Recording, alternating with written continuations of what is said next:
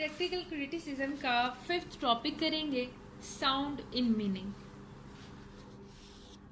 Cacophony, the clash of discordant और harsh sounds within a sentence और phrase. ये definition होगी cacophony की, यानी कि इसमें जो ऐसी बीट्स यूज़ की जाती हैं जो कि बहुत ज़्यादा, जैसे कि आप कह लें कि ये पॉप म्यूज़िक होता है ना, तो उसमें पता है बहुत ज़्यादा लाउड म्यूज़िक जो है वो रखा जाता है।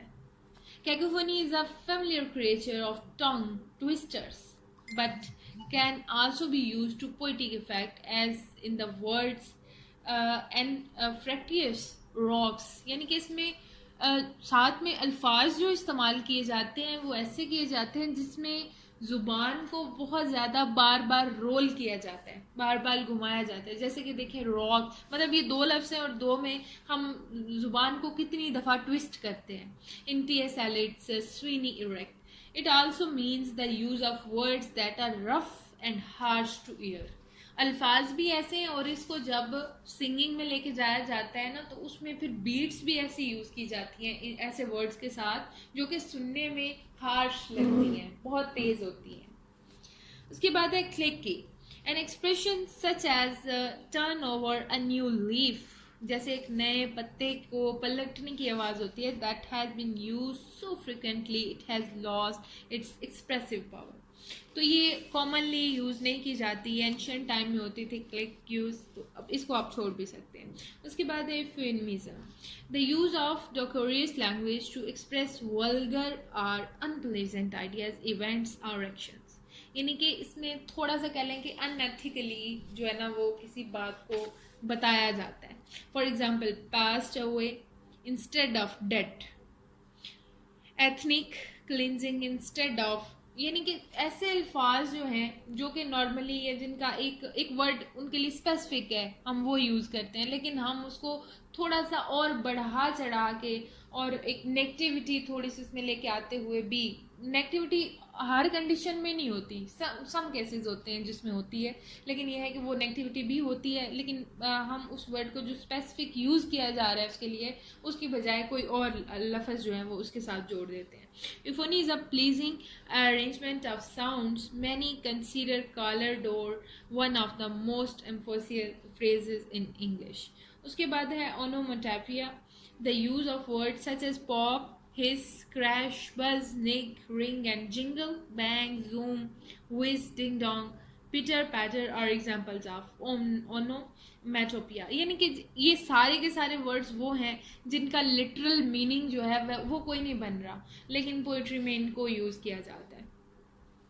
Phonetic intensives, there are words that we may call phonetic intensives. These are words whose sound to some degree connects with their meanings. An initial FL sound is often associated with the idea of moving light, as in flame, flare, flash. जैसे कि मतलब कि इसके शुरू में ही हमें पता चल जाता है, FL को जैसे ही हम पढ़ते हैं, यानी कि ये किसी चीज़ के लिए है, ऐसी चीज़ जो कि ब्राइट है, रोशन है, चमकदार है। तो उसके बाद फ्लेयर भी वही है, उसमें भी रोशनी है, फ्लेम में भी है, फ्लैश में भी है। लॉन्ग ओ और ओ may suggest melancholy or sorrow, as in mourn, groan, and initial ST sound suggests strength, as in strong, steel। मतलब कि ये लफ्ज़ जो है ये फोनेटिकली, यानी कि जो इनिशियल वर्ड्स होते हैं ना, उन्हीं में हम थोड़ा सा डिटेक्ट कर सकते हैं इन वर्ड्स को कि आगे जो आने वाले हैं उनमें इनका क्या मतलब बन सकता है। यानी कि वो अभी पूरे लफ्ज़ को नहीं पढ़ते, लेकिन हमारे जहन में उसका मतलब जो है वो आ जाता है पहले ही। उसके बाद नेक्स्ट देखें लिटरेरी टेक्निक्स। ये क्या है? ये पोइट्री में भी हैं, ये ड्रामाज में भी यूज़ होती हैं, ये नावल्स में भी हैं, एसेस में भी हैं, हर तरह की जितना भी आर्टिस्टिकल वर्क है ना, सब में ये डिवाइसेस या टेक्निक्स जो हैं यूज़ होती हैं। Various figures of speech work on the level of individual words, बल्कि इसको छोड़े एल्यूजन से स्टार्ट करते हैं। An implied reference within a literary work to a historical or literary person, underline करें इसको, हिस्टोरिकल है या लिटरेरी। लिटरेरी यानी कि आर्ट के साथ जिसका कोई ताल्लुक रहा है। प्लेस है, जगह भी हो सकती है, और इवेंट या कोई वाक़या भी हो सकता है जिसको कि हम अलूजन कहते हैं। For example, The title of William Faulkner's novel, The Sound and the Fury, alludes to a line from Shakespeare's Macbeth.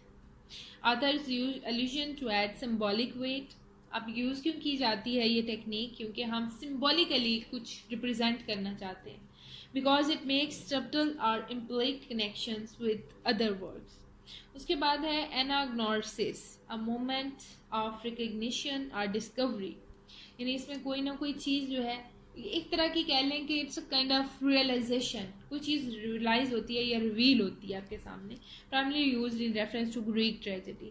साथ ये भी मेंशन करेंगे कि ग्रीक ट्रेजेडीज़ में इसको ज़्यादा इस्तेमाल किया जाता था. फॉर एग्जांपल इन यूरिपिडस यानी जो उसकी एक एपिसोड ही है इडिपस रेक्स की.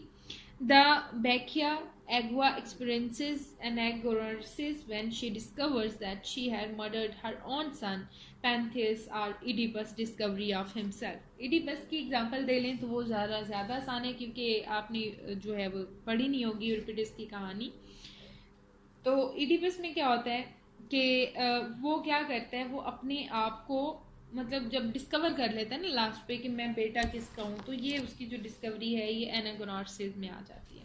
उसके बाद है बैथर्स, अ सडन और unexpected drop from the lofty to the trivial और excessively sentimental. Bathos sometime is used intentionally to create humour, but just as often is right as a miscalculation or poor judgment on a writer's part. कि बाज़-औक़ात तो जानबूझ के use किया जाता है, बाज़-औक़ात कहानी लिखते लिखते फ्लो में जो है ना ये आ जाता है और राइटर को पता भी नहीं चलता. An example from Alexander Pope, ye gods annihilate but space and time and make two lovers happy. उसके बाद है caricature, a description or characterization that exaggerates or distort कर देना, मतलब उसको बहुत ही ज़्यादा या तो एग्जीग्रेट कर देना, उसमें कोई चीज़ ऐड कर देना, या बहुत ज़्यादा उसको पार्ट्स में डिवाइड कर देना. A character's prominent features, usually to elicit mockery मतलब उसको टीज करने के लिए, मुंह चिढ़ाने के लिए.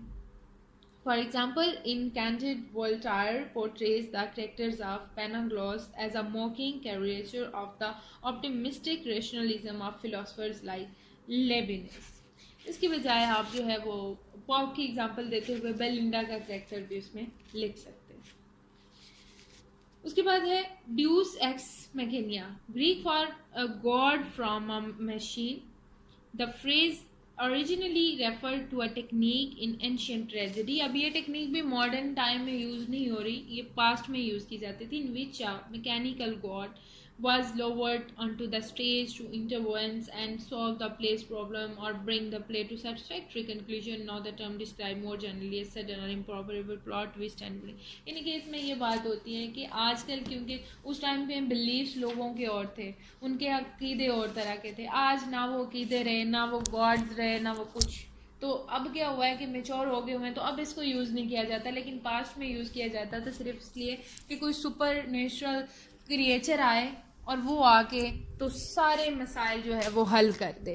जैसे कि फेरीज होती हैं, स्पेंसर की एग्जांपल आप इसमें दे सकते हैं फेरी क्वीन की ही, कि उसमें जो ये करैक्टर्स यूज़ किए गए हैं कि वो पलक झपकने में सब कुछ ठीक कर देते हैं. तो ये पास्ट में यूज़ की जाती थी, ये भी साथ आप मेंशन कीजिएगा.